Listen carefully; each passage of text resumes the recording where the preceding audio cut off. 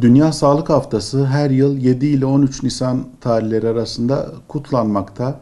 Tabi bu Dünya Sağlık Haftası, Dünya Sağlık Örgütü'nün kurulduğu tarih olan 7 Nisan 1948 yılından itibaren yaklaşık 60-70 yıldır kutlanmakta.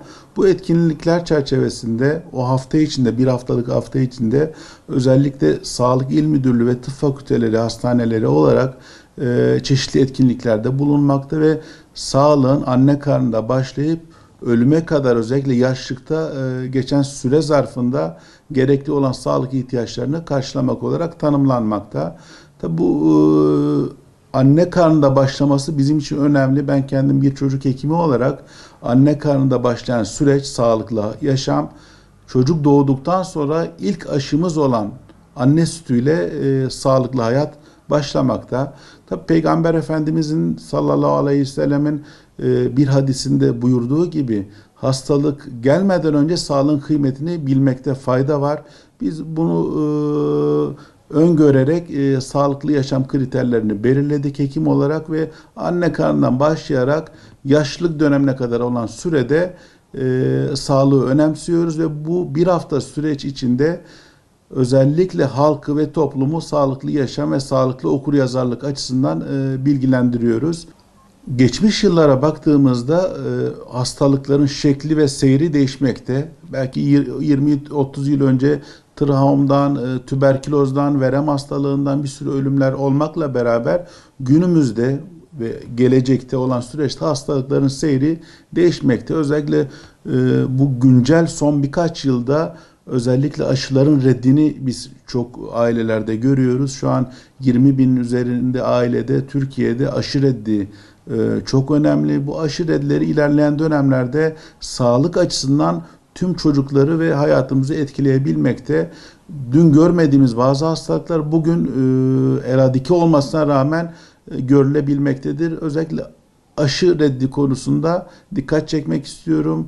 Her aşı, her çocuk o aşıyı hak etmekte. Bu çocuğun bir hakkı ama unutmamamız gerekir ki bir çocuğun ilk aşısı anne sütüdür. O anne sütünün ilk damlalarını mutlaka çocuk onu hak etmekte, onu mutlaka vermeliyiz. Daha sonra da zaten hepatit B aşısıyla gelen diğer aşıların tümünü her çocuk onu hak etmekte. Sağlıklı yaşamanın altın kuralları bulunmakta. Bu altın kurallar içerisinde bir kere anne sütü alan bir çocuk 1-0 önde başlamakta. Bir anne sütü alan çocuk.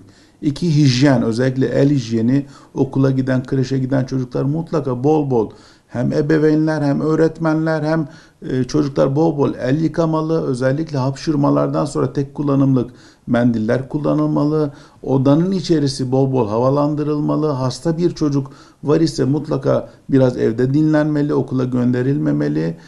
Hastalık süreci başlamadan ya da başladığı ilk günlerden itibaren mutlaka gerekli önlemler alınmalı.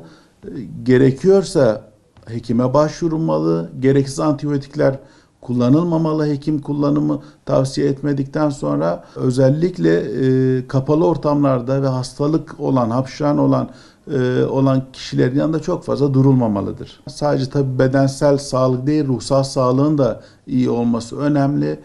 Bir bireyin eğer bedensel sağlığı iyiyse ama ruhsal sağlığında bir problem varsa biz buna yine hastalık adı veriyor Dünya Sağlık Örgütü.